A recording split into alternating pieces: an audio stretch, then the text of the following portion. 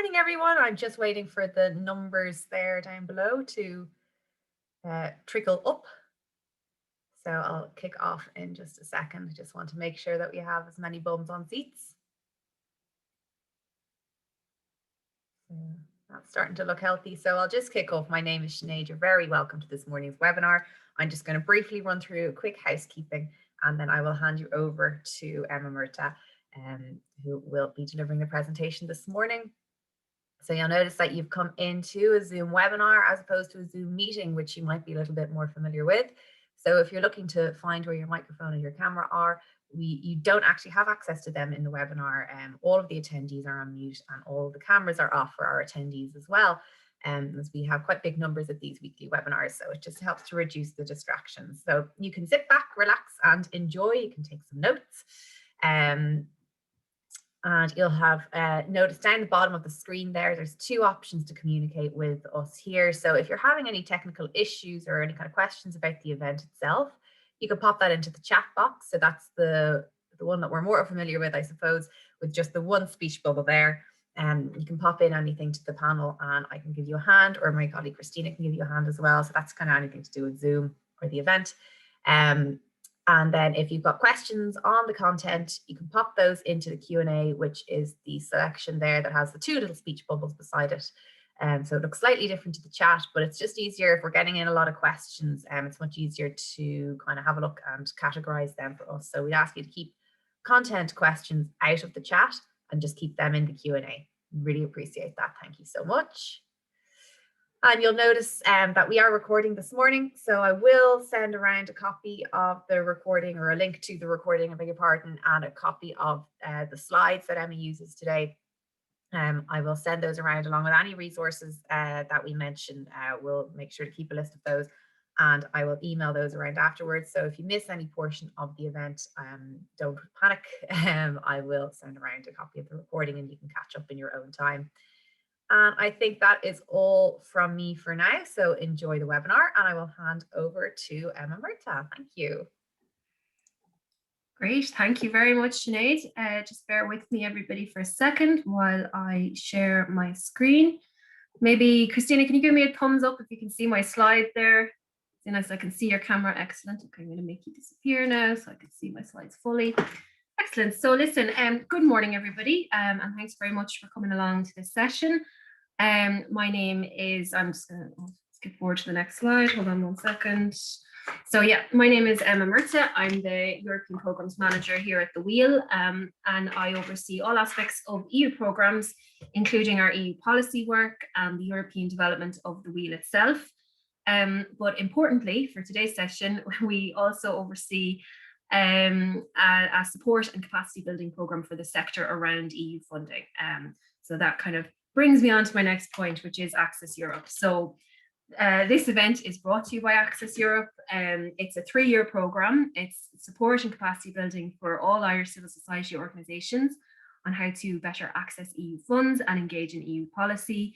It's run by the Wheel and it's funded by the Department of Foreign Affairs. And there's some links there in terms of our website for all kinds of information. And definitely if you're on Twitter, make sure to follow us because it's more kind of quick updates on Twitter. And I'm going to explain more about this program later and what's on offer through it.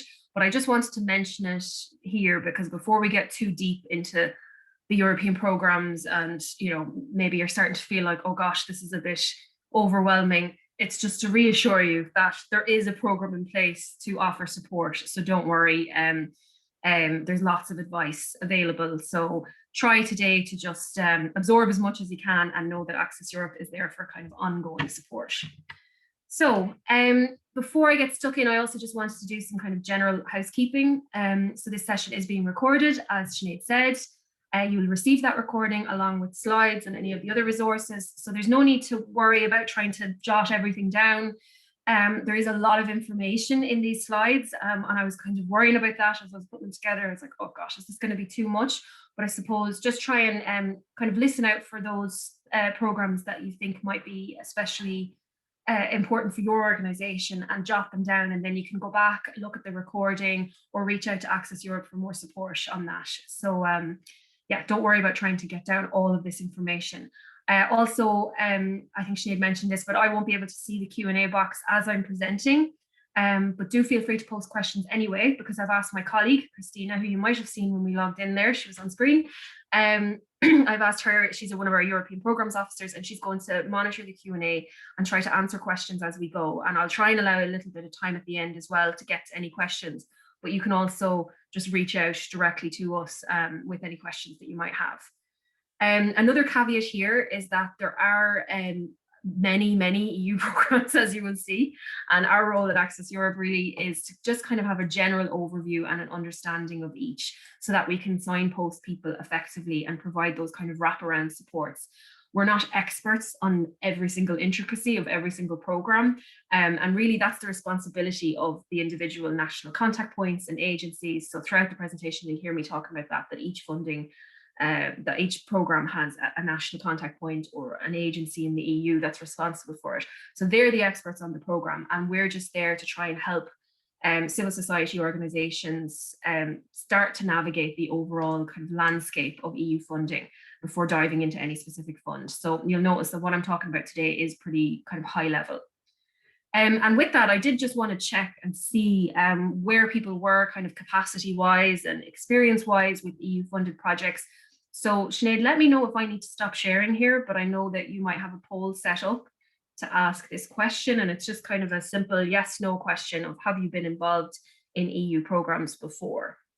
So I can see that it's up there on the screen. I don't think I can. Oh, people are voting, don't worry, Emma. Oh, good. Okay, perfect. I couldn't see anything. I'll just wait until we're at about 90%. Yeah, perfect, that's fine. So just the reason I'm asking this is because for some of you, you might have been very involved in the last batch of programs, which was 2014 to 2020, and you're looking to see, you know, what's changed in the meantime, and you know what's happening with this new framework of programs.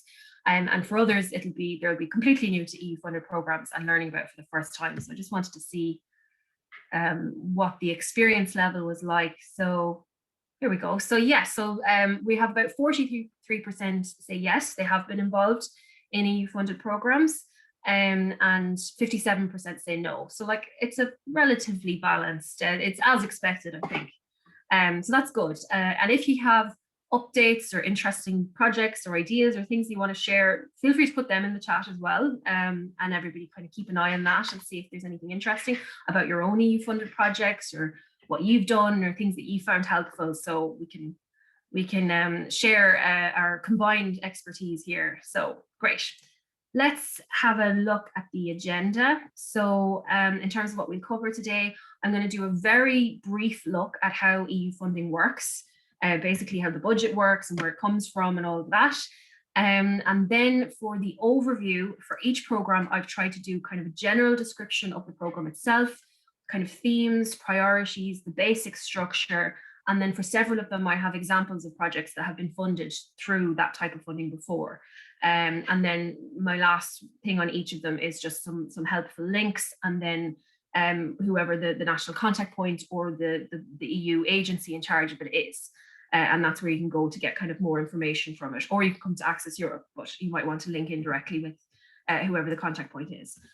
So as I said, it is a lot to try and take in, so don't worry, just listen out to the programs that are relevant to you. We'll also then go through the supports available in a little bit more detail later on. So let's jump into how EU funding works. This isn't going to be in huge detail, but I think it is useful to know things like certain terminology, like the multi-annual financial framework. So you might have heard this before. It's the multi-annual financial framework, or MFF. You often hear this spoken about in terms of EU funding, but basically it's the EU's long-term budget. So it runs according to 7-year cycles, and it's where they determine what their goals are going to be for that 7-year period and how they're going to allocate funding to achieve those goals. So I suppose importantly right now, we are in a transition period. The 2014 to 2020 MFF has just wound down. Last year and even into the first quarter of this year, you were seeing those kind of last programs winding down. While the new MFF, the 2021 to 2027 one, is just getting underway. So it was significantly delayed. We were supposed to be having programs at the beginning of this year, and really they've only come out in the last 2 or 3 months. So there was big delays, and even some of them we're still kind of waiting for them to be approved. And you'll see that as we start looking at the programs. And I suppose, that was, we can give them a break, seeing as 2020 was quite a year with the pandemic and with Brexit. And obviously there was also political delays as well, due to kind of negotiations with certain member states. So, we are still in kind of a bit of a gray area, but many programs have been released though. And so there's definitely lots to get started with. It does mean, I suppose, joining at this point, if you're new to EU programs and you're just learning about it, it is kind of an awkward time in one sense, because, everybody's very confused. The contact points are confused. The commission is confused. We're definitely confused, just trying to navigate all of these new programs and wrap our heads around new processes and new systems and all of that. However, on the other hand, it's a great time to get involved, because, if you're getting involved in EU programs for the first time, because this is a brand new set of programs, and it's going to be around for a full 7 years. So by investing time now into learning about them and learning how to navigate them, you're maximizing the number of opportunities you'll be able to avail of for funding, and you're getting to know, you're going to get the most out of this program for the time you invest in learning about it. So this year, just on the whole, back to the MFF, this year, not only do we have what's going to be the biggest and best MFF ever in terms of the amount of funding that's available, we also have 3 additional budget lines. There's the Next Generation EU Fund, and you might have heard this kind of thrown around a bit. Also the Recovery and Resilience Facility, you might have heard of that because there was a public consultation on it not that long ago.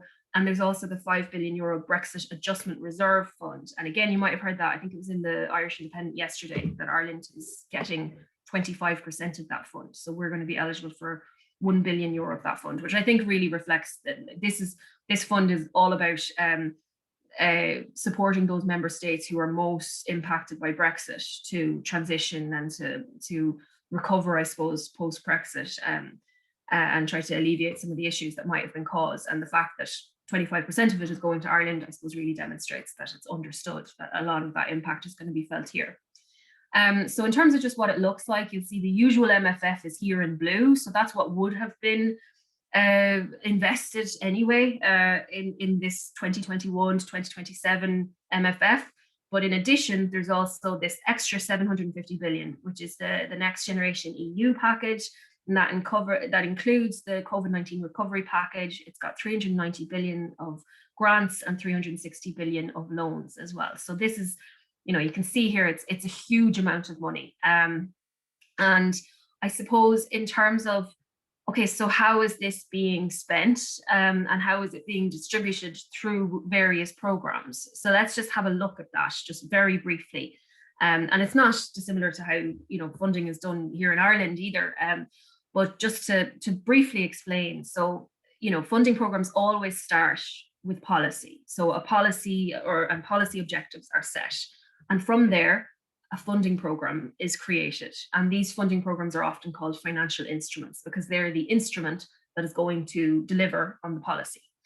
And from the programs, these financial instruments, you get projects. And the programs will usually publish their work program or their annual program at the beginning of every MFF, and then every year they'll kind of renew it and update it through these like annual work programs. And that just means that, the priorities that were set in 2021 aren't rigid throughout the whole MFF. It means that it can respond and it can, reflect what's going on and what are the pressing issues, so that it allows it to be constantly kind of updated and agile.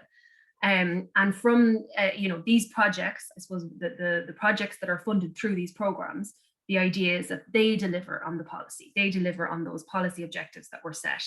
And in fact, many projects then feed into how new policy is created, because the impact and the findings of those projects informs future policy making. So I suppose you can kind of see it as a circular thing like that. But it makes sense if you're ever writing European projects. Obviously, you're going to link your project very closely to the program priorities, and that is very important. But you also kind of want to demonstrate that you're linking it back to policy, because that's really where it all starts. And then one other note just on kind of background before we look at the programs or the characteristics of EU funding is what's next. But I do just want to have a quick note of, budgets might seem high, but keep it in perspective. When you look at these figures, it can seem like it's just an endless amount of money, but I suppose don't get too excited. Obviously, it's across 27 member states now, but also like a huge portion of it is going to be absorbed by governments and by large scale projects like infrastructure projects, policy reform, and things like that. However, I suppose on a positive note for civil society, the EU are pushing for more and more citizen and civil society involvement in EU projects and programs.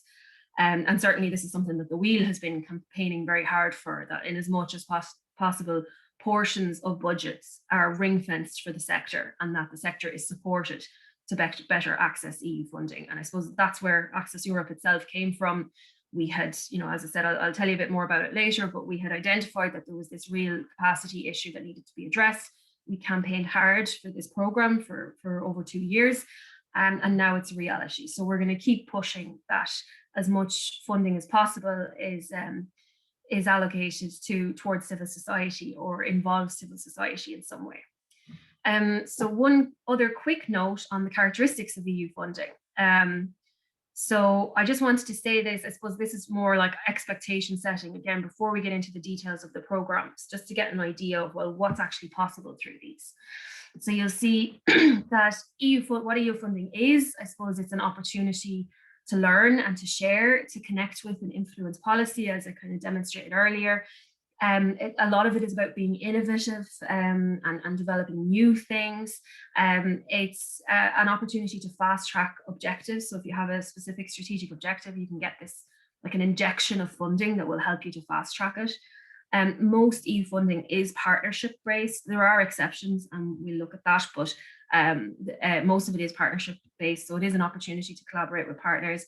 And it's also a great opportunity to build your capacity and your organizational profile. So that's, I suppose, what it is. But what it's not is just, this is the expectation setting piece. It's not quick. So if you're thinking, we really need to fill a funding gap by the end of the year, or we really need funding for an event or for an initiative that's kicking off, later on this year, that's probably not going to happen. You operate around their deadlines, and it usually takes an amount of kind of strategy and development and planning and learning before you can ever kind of really engage in it. So it's important to see it as kind of an investment into your organization's future, that you're investing into capacity building, so that once you do that investment and you kind of crack it and you learn how to do it, it's potentially a continuous and very lucrative source of funding. But there is a bit of a investment up front, and it's not quick. And I suppose similarly, it's not easy. As I said, there's a big learning curve involved, but that doesn't mean it's not worth it, because it is a quite lucrative source of funding once you learn how to do it. It's also not without risk. This is just, most of the time EU funding is project-based, and projects are risky. They're inherently risky. That's why we call them projects and not operational funding. So there's no way to completely eliminate the risk of taking on a project, whether it's EU funded or otherwise, but there are things you can do to reduce the level of risk. And that's, again, where something like Access Europe can help to advise you. It's about, designing your project well, picking partners well, all of that kind of stuff. So we can help with that. But it is, you have to be willing to take on a certain amount of risk. And then the last two notes are kind of mostly. So in general, EU funding is not core funding. There are some exceptions, and I mean like a handful of exceptions where it's possible to get like operating grants, which are essentially core funding. But in general, no, it's not. It's project-based funding. And I know this isn't ideal for a lot of organizations, but that is the way it operates. And also national funding. Now, there are exceptions to this, and we're going to look into them. There's things like ESF and LEADER, but by and large, most EU funding does require some level of EU partnership, particularly the more entry-level programs. So that is something that you have to be aware of, that it usually involves collaborating with partners, and usually those partners have to be in various member states. So that's something to consider. So look, with that, we're going to have a look at the programs.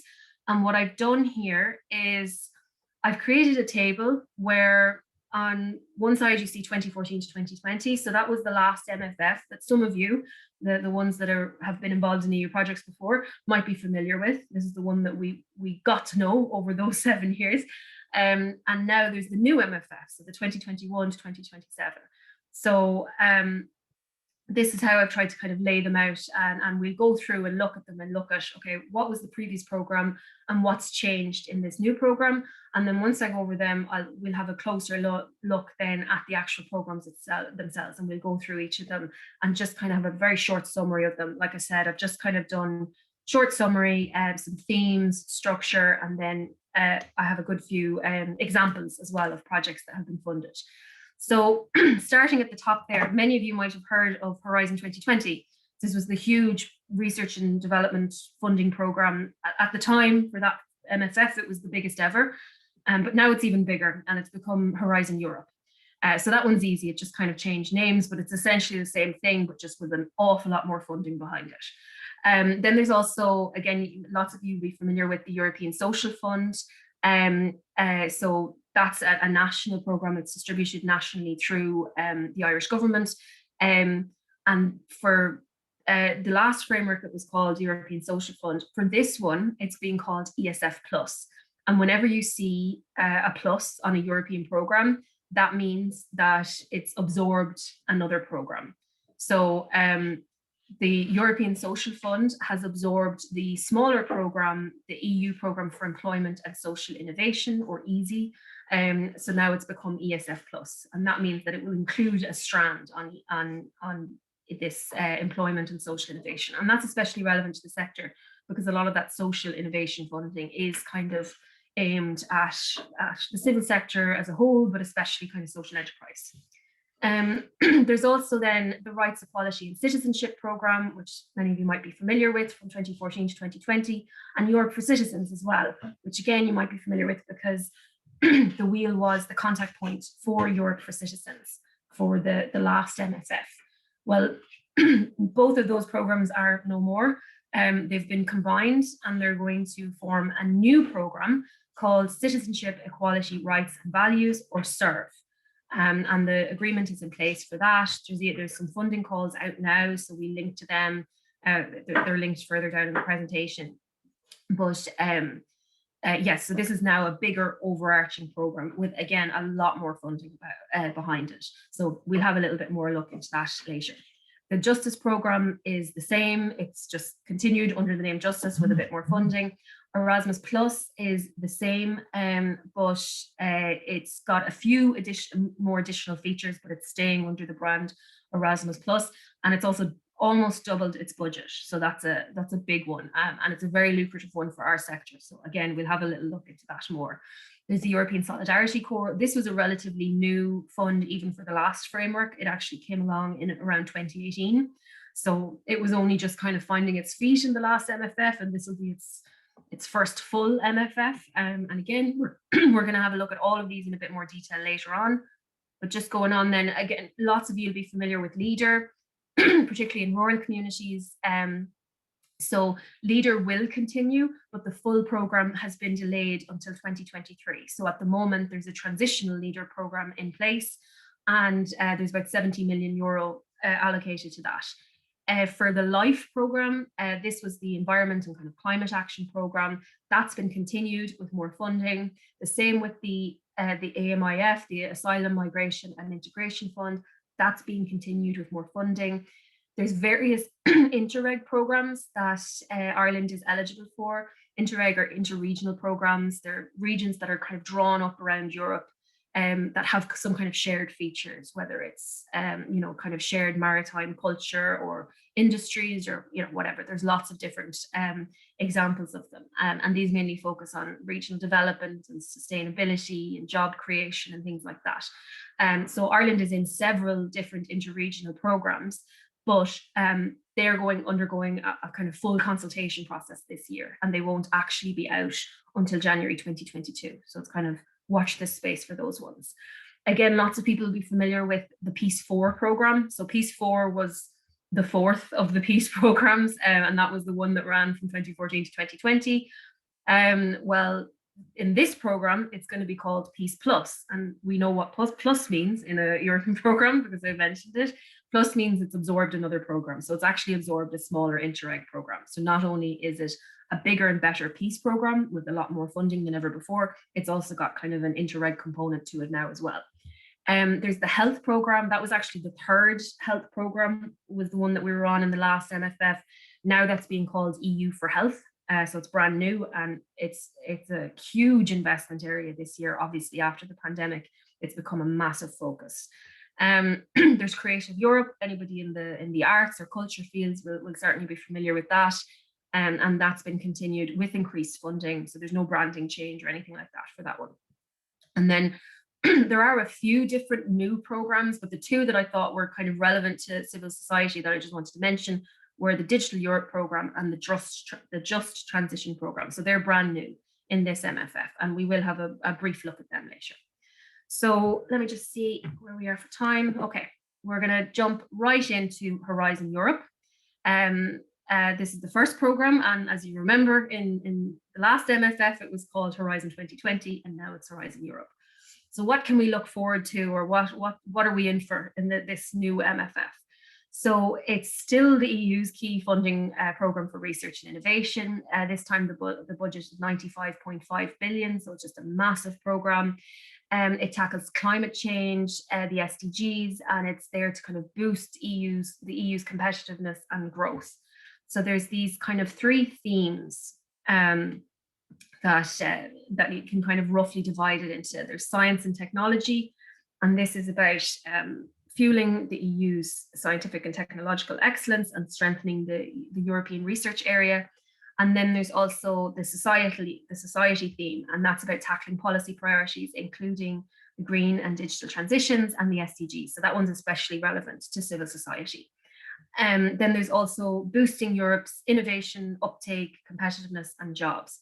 They're kind of three themes, but if you break it down into the structure, you can see that it kind of fits within these three pillars. And then there's several different kind of clusters or actions or whatever you want to call them between.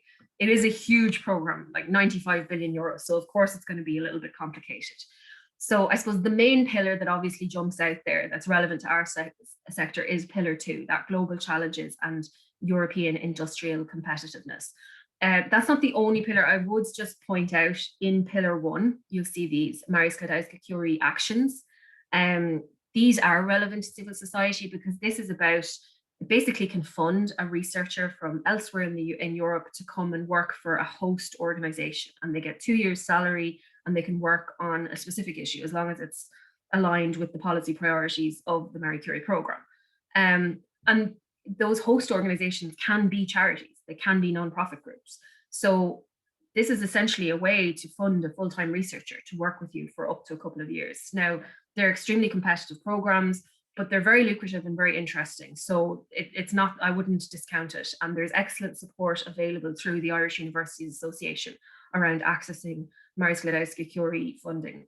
So I just wanted to give that one an honourable mention before I focus on pillar 2, which is the one that's really, I suppose, of interest to our sector, because that's all about health, culture, creativity, and inclusive society, civil security for society, digital industry and space, well, climate, energy, mobility, food, bioeconomy, natural resources, agriculture, environment. So all of those things, I mean, I'm sure they're kind of jumping out at people here and thinking that, okay, that might be relevant to my organization. Pillar 3, not so much relevant, but you can see it there. And then there's kind of this overall priority of widening participation and spreading excellence and reforming and enhancing the European research and innovation system. So that's basically how it's structured. And I suppose, I said I wanted to try and find an example of each type of funding, and like Horizon is such a huge program, you could think of about 1 million examples. But I did just want to, one second now, where am I?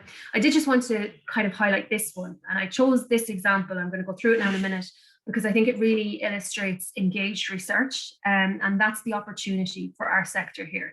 So if you're not familiar with the term engaged research, it's basically that whole spirit of nothing about us without us, that if there's going to be research or development done in relation to a specific societal challenge, so for example, if you're creating a new technology for people for cancer patients, or you're inventing a new drug for diabetes or whatever, that the people experiencing that issue, or even if it's something to alleviate poverty, or if it's something to do with culture, or if it's something to do with refugees, or whatever it is, that it should involve closely the people who are the subject of that research. And that's the basic idea of engaged research. There's a lot more. If you go to the website campusengage.ie, there's much more eloquent explanations of it there, but that's essentially it. And this is really the opportunity for our sector, because for the vast majority of organizations in our sector, the idea of leading a Horizon application is not really possible. They are massive and ridiculously competitive, and they usually have to involve a huge range of partners from multiple sectors. They have to be really detailed in terms of the science, the research, and innovative kind of value of the proposal.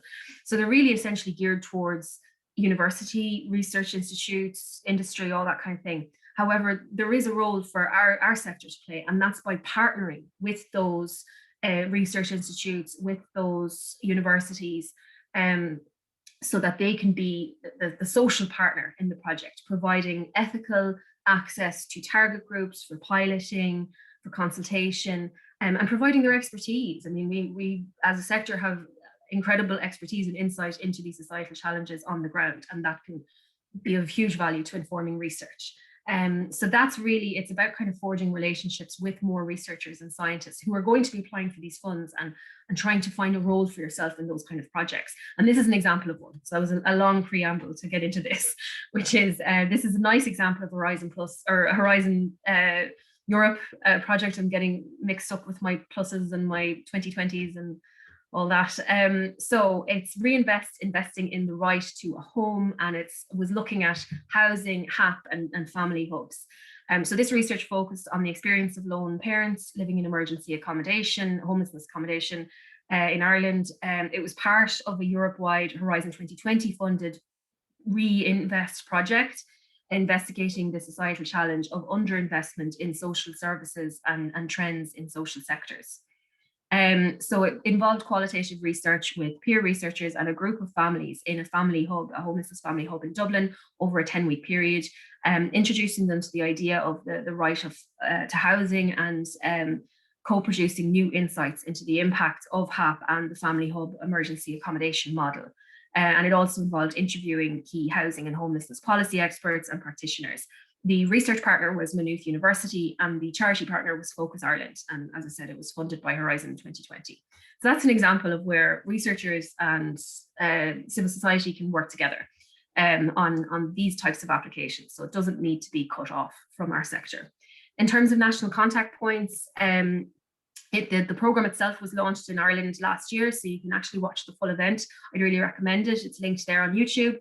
There's a dedicated website, horizoneurope.ie, for Ireland, but Enterprise Ireland are the kind of overarching contact point for Horizon Europe. There are probably about a dozen individual contact points for all the various strands and components, and actually you can see them on the commission listing here. But Enterprise Ireland is kind of the hub bringing them all together, so it's worth kind of contacting them if you're interested in that. So just moving on to the European Social Fund. So as I said, this combines the European Social Fund with the EASY, the Programme for Employment and Social Innovation, to become ESF Plus, or European Social Fund Plus. So it's the EU's main instrument for investing in people, with the aim of building a more social and inclusive Europe. It finances the implementation of the principles from the European Pillar of Social Rights. The priorities are creating and protecting job opportunities, promoting social inclusion, fighting poverty, and developing the skills needed for digital and green transitions. It also involves investing in young people and addressing child poverty. And you can see there's a nice kind of graphic here that kind of outlines that. There is a budget of 88 billion, investing in young people, support for the most vulnerable, providing food and basic material assistance, investing in children, and promoting social innovation. So they're the kind of key areas of it. And you can see kind of a structure of it here. So right under European Social Fund Plus, you can see the more traditional one of the ESF from the last one, which was all around employment, education, and social inclusion. But this time it's also going to absorb this feed program, which some of you might know because I know a lot of charities are involved in that feed program. It's administered through the government as far as I know, and it's support for the most deprived. This is food support, materials assistance for the most deprived in our communities. There's also the investment in youth initiative, and then there's this priority action / experimentation easy. And this is the one that I think will be really important for our sector. As I said, it's all around social innovation. It's a brand new area. I think there's going to be some funding opportunities there for our sector. There's also health, which is across most programs. Because of COVID, health has become this kind of overarching priority that's been slotted into lots of programs. Now, the reason I kind of highlighted that easy strand is because a lot of the time, the more traditional ESF funding, like in the last program, in the last MFF, I should say, ended up being largely absorbed by government. So this is what funded the ETBs and things like Youth Reach, and you'd see like the ESF logo on a lot of kind of government social initiatives. So there wasn't a whole lot that trickled down to civil society. So I'm hopeful that in this new MFF and in ESF Plus, we'll see a bit more funding for civil society through that easy strand. However, even though there wasn't very many civil society examples, I did find a really nice one of an example of an ESF project from the last framework. It's just to give you an indication of the types of projects that might be funded in this new framework. So the program was called Employment for People from Immigrant Communities, or the EPIC program. It was delivered by Business in the Community Ireland, which is a movement for sustainable change in business that inspires and enables businesses to bring about a sustainable, low carbon economy and more inclusive society where everyone thrives. So their initiative, EPIC, provides specialised support for migrants and refugees to help them integrate into Irish society. It was just over 1.9 million. I think this was it was over 4 years. And it was under the ESF programme, specifically employment, inclusion and learning. And Katrina from Business in Community was not only kind enough to let me feature her project, but also sent me on these fantastic pictures that they had of their most recent Zoom adapted class or COVID adapted class. And also a EPIC graduation class from back in the good old kind of pre-COVID days. So that was very nice. And it's been an incredibly impactful program. 3,500 people have participated, 101 nationalities, and 68% of them have found jobs or in training or volunteering. So that's a really nice example of the types of projects that might be funded in this new program. For contact points, the ESF Managing Authority is in the department, it's moved from the Department of Education to the Department of Further and Higher Education, Research, Innovation and Science. There's an email address for it there, and they also have an excellent website that outlines not just ESF funding, but all kinds of EU funding. So that's really worth checking out. So the next one is SERVE. So I think I mentioned this. It used to be the Rights, Equality and Citizenship Programme and the Europe for Citizens Programme, and then it's been absorbed together into SERVE. So yeah, it combines those two previous programmes with a budget of just over 1.5 billion for this MFF. SERVE is the biggest ever EU funding programme for promoting and protecting fundamental rights, rule of law and democracy inside the EU. And this one is really important for our sector. There's so much flexibility to it. It's tailor-made for civil society. That's what it's really all about. So this is something that's really worth looking into. And there are open calls right now. And there'll hopefully be lots more calls over the coming years. There will be, because there's more funding, but we're hopeful to see a more diverse and interesting calls. So just have a look at what it looks like. I suppose the primary objective is to protect and promote rights and values as enshrined in the treaties, and in particular by supporting civil society organisations in order to sustain open, democratic and inclusive societies. And it kind of roughly breaks down into 3 strands. There's actually another strand which is about values, but it more or less sits within this equality and rights strand. So you can see what happened, that REC became this strand, the Rights, Equality and Citizenship Programme became this equality and rights strand. The Europe for Citizens Programme became this citizenship engagement and participation strand. So the types of projects that would have been funded under REC are now going to be funded under that equality and rights strand. The types of projects that were funded under Europe for Citizens are now going to be funded under this citizens engagement and participation strand. And then there's the Daphne strand. And anybody who's been around EU programs for a while would probably have heard of Daphne. It's been around for ages, and it's in various programs. It's been passed between Justice, between REC, and various other programs. But now it's found its home in SERV, which is great. And it's all around, the program itself is all around combating violence, specifically violence against children and gender-based violence. So this is a really, appropriate and apt program for our sector specifically, and well worth looking at. And I just have a couple of examples. This is a really nice project that was funded under the previous REC program, but it's an example of the types of projects that are going to be funded under SERV. So this one is coordinated by UNICEF Ireland. I think everybody's familiar with UNICEF, but it's the intergovernmental UN agency working in over 190 countries and territories to save children's lives, defend their rights, and help them fulfill their potential from early childhood to adolescence. So UNICEF Ireland are the lead, and they are partnering with various other UNICEF committees in Austria, France, Germany, Iceland, Netherlands, and Portugal. And the project is all about increasing awareness in key stakeholders about child rights, supporting child rights schools to embed child participation and respect for children's rights in education, and improving rights-based, inclusive, meaningful child participation and their voice and influence in the public sphere. So that's a really nice project and an example of the type of thing that is going to be funded under SERV.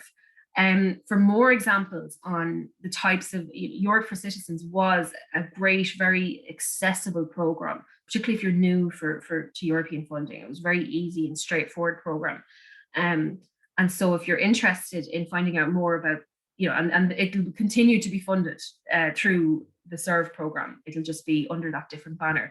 So if you want to have a look more at the types of projects that were funded under Europe for Citizens to get an idea of what's in store for the SERV program, I'd really recommend you watch our final conference that we did for Europe for Citizens, because we have speakers that present their projects, and there's an example of each type of funding that was available under Europe for Citizens. So it's a really good way of kind of getting to know it. National contact point. So, well, first of all, I would check, just in terms of useful links, check out the SERV kind of page on the Funding and Tenders portal, and the calls that are open right now. The program has moved. It has gone to the Department of Children, Equality, Disability, Integration and Youth. So because of that move, there has been no official contact point appointed yet. So you'll have to just kind of watch this space at the moment. Access Europe can provide support for applications, but hopefully there will be a national contact point established soon. Justice, I'm only going to very briefly touch on this one because it's quite niche, but I didn't want to completely skip it because I suppose, especially just looking at it here, especially if you're working in the area of civil liberties or criminal rights or rights of victims, it could be relevant to you. So just to quickly mention it, it provides support, it's funding to support judicial cooperation in civil and criminal matters, for example, training to legal practitioners and effective access to justice for citizens and businesses. So for some of you, for a select few, it might be of relevance. And it's all about strengthening democracy, rule of law, and fundamental rights. It's got a budget of 305 million. It's centrally managed in Brussels, and there's no national contact point. Unfortunately, there's no examples. I went through the whole Commission's database of funded justice projects, and I couldn't find one that was coordinated by Ireland. So maybe we'll change that in this new MFF. We'll see what happens. So I just wanted to mention it because there might be a handful of you that it could be interesting to. So we're going to move on to Erasmus Plus then, from the niche to the very, very broad, because this one is probably the most diverse one and the most kind of flexible one for our sector. So earlier on, I mentioned that if there's a plus in an EU program, it's because it absorbed another program. And while Erasmus didn't absorb any programs in this MFF, in the last one, it absorbed many of them. So there used to be several different programs for education, training, youth, sport, all of those, lots of programs. So there was the Erasmus program, which everybody knows from university and student exchange. So that was fine. But there was also other ones, and those who've been involved in EU programs might know ones like there was the Leonardo da Vinci program, which I think was about entrepreneurship. There was the lifelong learning program, that was about lifelong learning. There was a Grundtvig program that I can't remember what that was about. There was the sport program, there was a youth in action program, there was loads of small programs. And basically once the 2014 MFF came around, they decided to create this massive education, training, youth and sport program called Erasmus Plus, as in Erasmus, which was the biggest of all those funding, the university one, plus all the others. Now, unfortunately, it did create a bit of confusion because a lot of times people see Erasmus and kind of dismiss it because they think, oh, that's just for universities, but that is not the case. It is absolutely much broader than that, and we have a look into that. Just have to keep an eye on the time. Okay, so it's got an estimated budget of 26.2 billion, nearly double the last MFF. The 2021 programme to 2027 focuses on social inclusion, the green and digital transition, promoting youth participation in democratic life, and it's also about supporting the European Pillar of Social Rights, implementing the EU Youth Strategy, and developing the European dimension in sports. That's a very broad overview of a huge programme. So it offers mobility, and mobilities are kind of projects that involve travel and learning abroad and linking in with others abroad. And it can be student travel, but it can also be mobilities of volunteers, of staff, all kinds of things. So mobility is just EU speak for these kind of study trip type things. There's also cooperation opportunities. So there's higher education, which we all know and kind of associate with Erasmus Plus, doesn't really apply to our sector. There's also the VAT, or vocational education and training. This does apply to our sector because it includes training for staff and practitioners. So if you're working with professionals in any sense, and training professionals, whether they're teachers or social workers or carers or whatever it is, this could be applicable to you. The Wheel uses it, has gotten funding through this because we developed training for the sector, for professionals within the sector through this funding. School education doesn't really apply to our sector because it's mainly focused at schools, but if you work very closely with schools, if you work with like primary school students or offer programs to transition year or something like that, it could be relevant. Adult education is another one for the sector that's very kind of lucrative, because this involves any kind of education of individuals. They don't have to be professionals like in the VET side of things.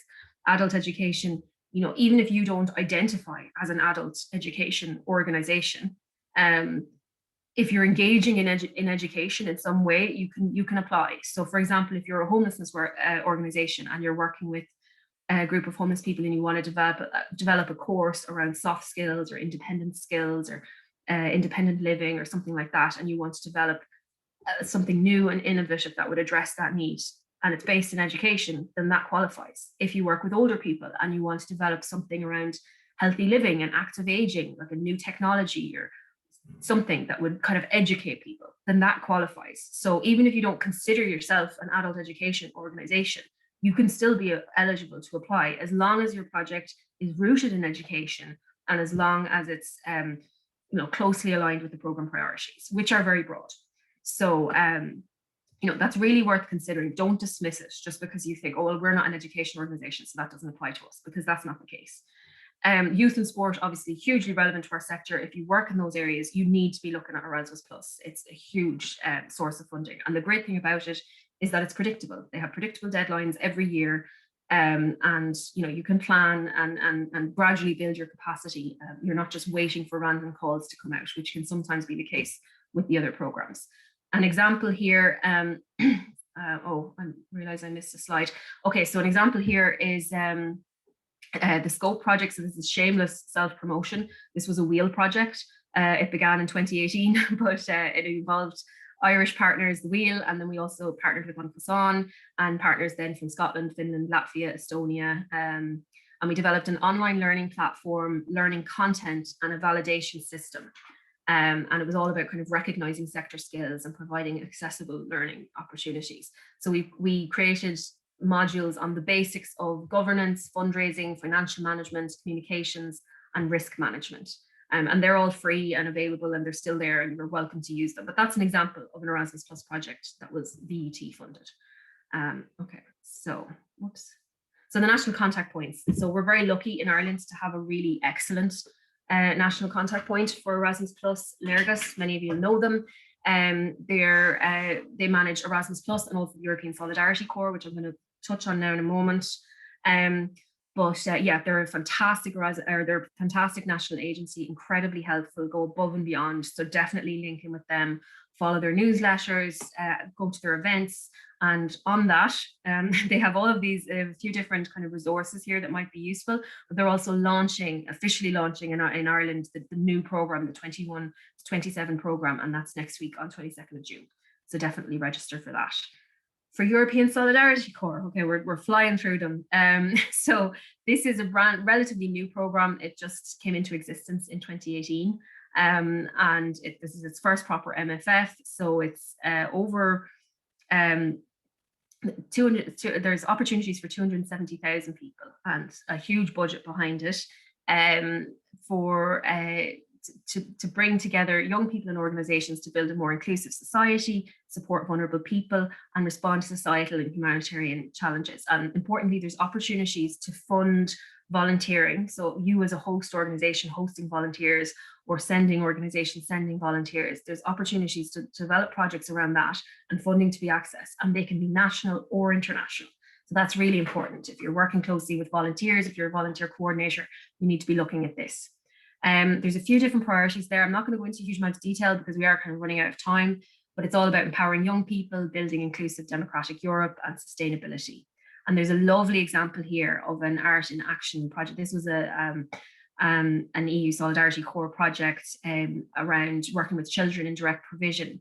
And it was all around kind of expression through art making skills. And if you get the chance to click on any links, I would really recommend click on that link and watch the really nice videos and the artwork that the children produce, because it's just such a lovely project. And similarly, Lurgas are the national contact point for this. I've already sang their praises, so definitely link in with them. They're so relevant to our sector, so you really should be following what they're doing. Leader, which many of you will be familiar with. So if you work especially in rural areas, you'll be familiar with Leader. So the aim of, I mentioned that we're in a transitional fund right now because the proper Leader model won't be out until 2023. So 70 million has been allocated for rural communities and private enterprise for this more or less 2-year period. It is going to build the capacity of communities that have not received Leader funding before and respond to COVID-19. And it focuses on things like job creation, fostering and encouraging entrepreneurship, and projects that support climate agenda, digital transition, and developing rural communities. And again, you can see those kind of themes popping up there. So there's economic development, social inclusion, rural environment. So you can have a closer look at that later. We also have, these are some examples that my lovely colleague Christina pulled together for me. So we have multiple examples here. So things like installation of small scale broadband equipment in Bundoran Community Centre, Lands of Owen Heritage Festival, a digital space for children's artwork and writing, restoration of walled garden in Mount Bellow. So lots of lovely examples. And this is one of the rare examples of where you can actually get capital funding for developing properties and resources and buying equipment and developing a new community centre. Capital projects are quite rare in EU funding, so this is one to look out for there. National contact points and links. So there's the Leader is managed by local action groups.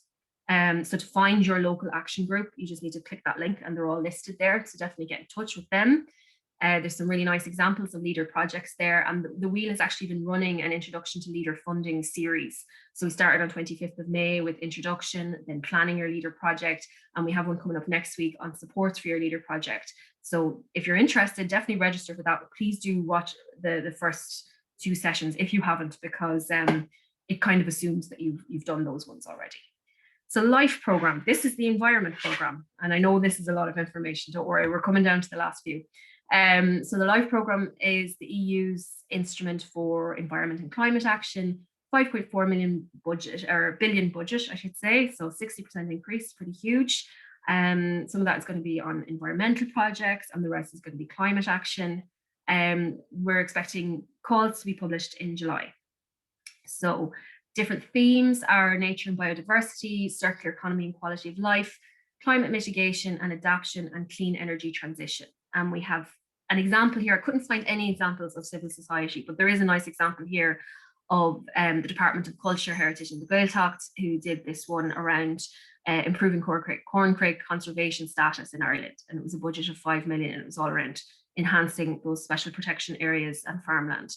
So these tend to be large scale projects, quite scientific, but again, we're looking more that future EU programs are going to be more geared towards citizen inclusion and civil society involvement, so that what's happening at a high level kind of filters down to communities. Lots of links there in terms of the website, the newsletter, and then the contact point sits within the Department of Environment, Climate and Communications. You can see the details there, and there's also an email address. Another one, Asylum Migration and Integration Fund. So this is about strengthening the common asylum policy, developing legal migration, supporting third country nationals to integrate and to be socially included, and fighting irregular migration. So it's a proposed budget of over 9 billion, and this is usually distributed nationally through governments. It's usually through the Department of Justice, and it's likely to be again. We have an example of a project here that was coordinated by Galway City Partnership, and it was all around, it was the Bridge Project, and it was about effective delivery and reception and integration supports to asylum seekers and third country nationals living in Galway City and County. And there was various different partners there, Galway Rural Development, City Council, HSE, Youth Work Ireland. So that's a nice example of a project. And again, contact point is in the Department of Justice, and there's lots more information on their page there. The intergregs, I already mentioned these, and I won't go into too much detail because they're not going to be out until next year. But the idea of them is to help regional and local governments across Europe to develop and deliver better policy. It creates an environment and opportunities for sharing solutions and policy learning, and it aims to ensure governments' investment, innovation and implementation efforts all lead to integrated and sustainable impact for people and places. So Ireland, as I said, is part of multiple interregional areas. This is where we are. They're in the kind of consultation process now. Then it goes to the Commission, and the idea is that by January 2022, we'll have a programme. There's a really nice example here from Skull Social Enterprise in Galway. It's all about promoting community enterprise wellbeing and social inclusion. Their project Biz Mentors provides free access to business expertise and wisdom for people and social enterprises and community groups that might otherwise not be able to access them. And it was around 1.3 million euro funding for 5 partners over 3 years to develop this software that matches mentees with mentors.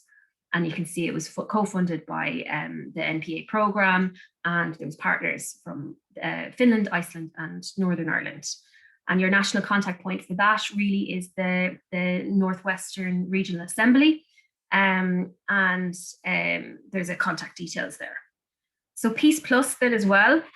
So Peace Plus, lots of people will be aware of Peace.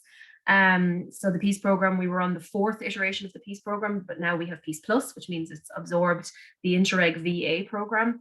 And it's going to be the biggest one ever. And it's about continuing to support activities that contribute towards a prosperous and stable society in Northern Ireland and the border counties of Ireland, including activities that promote peace and reconciliation and contribute to the cross-border economic and territorial development. And you can see there's lots of different priorities there: building peaceful and thriving communities, delivering economic regeneration, empowering young people, healthy inclusive communities, sustainability, and embedding partnership and collaboration. So in terms of the area there, it is usually kind of relegated to Northern Ireland and those border counties, Cavan, Donegal, Leitrim, Louth, Monaghan and Sligo. But there is some flexibility there in terms of if it's justified, I suppose, in terms of bringing in partners from outside the core area. And there's a nice example here of funding that was administered by Early Years Northern Ireland, who actually collaborated with us on the first phase of Access Europe. And they collaborated with the National Childhood Network and Fermanagh Trust around this project for preschool children. They were able to develop their kind of digital learning offerings and get funding for laptops and webcams and broadband and everything. And they got 100,000 sterling from the Peace Programme towards that. And the contact point for that is the SEUPB. There's consultation reports and everything there, so you can access there to learn more about that. Realistically, that's going to be it's supposed to be coming later on this year, but it probably will be early next year by the time we start seeing calls for that. I'm aware that I'm coming up on time, so I might have to skip the last couple of ones. See where I am. But the EU for Health programme, this one is more or less new, just to kind of broadly touch on it, it's going to provide funding for eligible entities, health organizations and NGOs. It's about 5.3 billion. And there's some priorities there in terms of fostering health, the union, protecting people from serious cross-border threats to health, and improving medicinal products, devices, and strengthening health systems. And you can see that in terms of priorities, there's disease prevention, crisis preparedness, health systems and healthcare workforce, digitalization, and then the cross-cutting priority of fighting cancer. It's under preparation, but actions will fall under those kind of strands. And the national contact point again hasn't been appointed yet, but in the previous program it was at the Health Research Board. So it's likely that it's going to be the Health Research Board again. So there's a link to their website there. I think the last one I'm going to do before I just very quickly, and I know I'm going a couple of minutes over, but don't worry. If you need to go, don't worry, we have the recording, and it's just to kind of come back to Access Europe again. But I just very quickly want to just touch on Creative Europe. So this is the European Commission's framework programme for support of culture and audiovisual sectors, 2.44 billion euro funding. So if you work in the artistic or creative fields in any way, you definitely want to be looking at this. And it's about enhancing artistic and cultural cooperation at EU level, encouraging competitiveness, innovation and sustainability across the audiovisual sector, and promoting cross-sectoral innovation and collaboration actions. So there's 3 strands. There's this Creative Europe culture strand, there's the media strand, and then there's the cross-sector strand. So I won't go into detail about them, but there's lots of different kind of opportunities under each of those strands. So no matter what area of the arts that you work in. An example it was led by a Scottish partner, but it had Irish partners. The ARC was this push project, and it was about initiating new artistic ideas and performances that push us to take more risk as makers, presenters, and to address underrepresentation of different groups on our stages, and to tell stories that really connect with children and who they are. So it funded things like a lab, residencies, festivals, visits. And again, if you're interested in that one, you can contact the Arts Council. They have the Creative Europe desk there. They're the national contact point, and they can answer all questions about Creative Europe. And there is going to be also an online session later on next week, I think, on Creative Europe that might be of interest, particularly on the culture strand. So the other ones that I was going to mention, but I'm not going to go into detail just because we're running out of time. These are brand new programs, so there is no detail on them. There's the Digital Europe program. There's the Just Transition programs. This is just Digital Europe is about digitalizing Europe's sectors, and Just Transition is about, facilitating the implementation of things like the Green Deal, where nobody is left behind, and there's retraining and reskilling for people who might have their jobs affected by the Just Transitions. So you can have a look at them in the follow-up slides if you're interested, but they're brand new and there's very little information about them yet. So look, that's been a whole slew of EU programs. We are 2 minutes over. I'm going to finish off no more than 2 minutes from now, because then I'll have only kept you for an extra 5 minutes, and I hope you forgive me for that. There was a lot of them, and I hope there's been some useful ones and some ones that within that you've thought, oh, okay, that's interesting for my organization. I'll remember that and check back in, because you have Access Europe there as a support. And I really just wanted to kind of come back to that and emphasize that.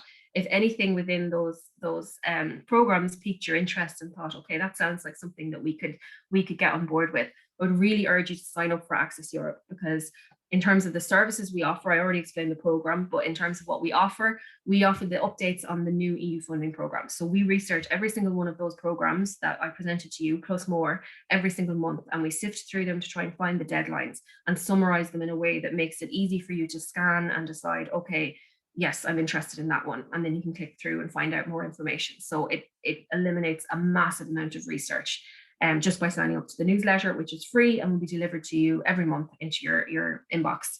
We also have free training and events like this one, and there will be many, many others. One-to-one advice and application support and signposting. So if you've done some research and you're interested and you have an idea for an EU-funded project, get in touch with us and we will try to organize some kind of one-to-one support to help you get started on your journey. We can also offer that kind of an application review and put you in touch with the experts, the national contact points. And then networking opportunities locally and at EU level. So we're looking more and more into how Irish civil society might, for example, be able to partner with researchers on horizon calls, or network with each other to exchange partners and to kind of do some peer learning around how to manage European projects. So we have a peer network for that. So we do networking at local level, but then increasingly we're also trying to get more and more Irish organisations added to EU project proposals as partners, because most of these projects involve partnership at EU level, and it's an awful lot easier to be added to a proposal as a partner than to try and apply if you're completely new. So that's what we're trying to do. And in terms of the team, there's myself, my colleague Christina, who's been, I'm sure, answering questions in the Q&A, and we'll record any ones that maybe I might have missed, and I can get back to them individually because we're coming up on time. And then also my colleague Emily, who's not here this week, and you can have our information there, our website, our Twitter, and our email address. So do feel free to reach out if you have any questions, and definitely sign up for Access Europe so you can get that kind of support there. And that's it from me. Sinead, sorry for going over. Is that okay? I'll forgive you this time, Emma. I think our heads are spinning from all that information. So I know. I hope it wasn't too much. And Christina, if I missed any questions because I didn't have time for Q&A, we can get back to them individually. So I hope that was useful to people. Thanks for giving me those 5 minutes extra. I shoved it a lot there at the end. So yeah, that's it for me, Sinead, anyway. All right, great stuff. Thanks a million, Emma, and thanks Christina for helping there in the Q&A, and thank you everyone for attending. Hope you all have a lovely weekend. So take care. We'll be in touch soon. Bye-bye. Bye.